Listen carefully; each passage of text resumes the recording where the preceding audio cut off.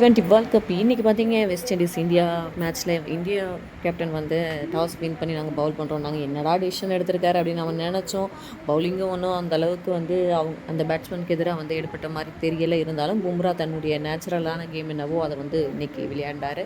அதே போல் பார்த்தீங்கன்னா எல்லாருமே நான் வந்தால் வெட்டு வேண்டான்ற மாதிரி தான் வந்து ப்ளே பண்ணிகிட்டு இருந்தாங்க. இவங்க பார்த்தீங்கன்னா 20 ஓவர் முடிவில் 195 ரன்கள் எடுத்திருந்தாங்க. 196 அடிச்ச வின் அப்படின்ற ஒரு பெரிய இலக்கோடு இறங்கினாங்க இந்தியன் அணி. இன்றைக்காவது வந்து அபிஷேக் சர்மா அன்னைக்கு மாதிரி திருப்பி இது பண்ணுவாரான்னு பார்த்தா 10 ரனில் வெளியேறிட்டார். ஆனால் சஞ்சு வந்து ஆரம்பம் முதலே அதிரடியாக விளையாடிட்டு இருந்தார். அதுக்கடுத்து தான் வந்து இஷன் கிஷன் 2 பவுண்டரிகள் அடித்து அவரும் 10 ரனில் வெளியேற என்னடா மேட்ச் இது அப்படின்னு நினச்ச நேரத்தில் சூரியகுமார் யாதவ் வந்து கொஞ்சம் நேரம் பார்ட்னர்ஷிப் பில்ட் பண்ணுறதுக்கு ஹெல்ப்ஃபுல்லாக இருந்தார். அவரும் 17 ரன்களில் வந்து கிளம்பிட்டார். அதுக்கப்புறமா சேர்ந்த திலக் வர்மா அண்ட் சஞ்சு சாம்சன் ஜோடி வந்து அதிரடியாகவும் விளையாடினாங்க, நிதானமாகவும் விளையாடினாங்கன்னு சொல்லலாம்.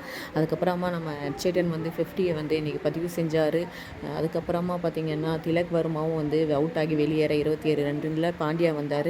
அவரும் ஒரு 17 ரன்களில் வெளியேறினார். அதுக்கப்புறமா வந்து டூபே கடைசியில் வந்து கடைசி 2 ஓவர் இல்லை ஒரு 8 பாலில் வந்து 13 ரன்கள் அடிக்கணும் அப்படின்னும் போது 2 4 அடித்து ப்ரெஷரை குறைச்சார். அதுக்கடுத்து கடைசி ஓவர்லேயே 7 ரன்கள் தேவை அப்படின்னும் போது நம்ம சஞ்சு சாம்சன் ஒரு சிக்ஸர் மற்றும் பவுண்டரி அடித்து இந்தியாவை வந்து வெற்றி பெற வச்சு செமிஃபைனல்ஸ்க்கு கூட்டிகிட்டு போயிருக்காரு அப்படின்னு சொல்லலாம். அவர் எனக்கு பார்த்தீங்க அப்படின்னா 50 பந்துகளில் 97 ரன்கள் அடிச்சிருக்காரு.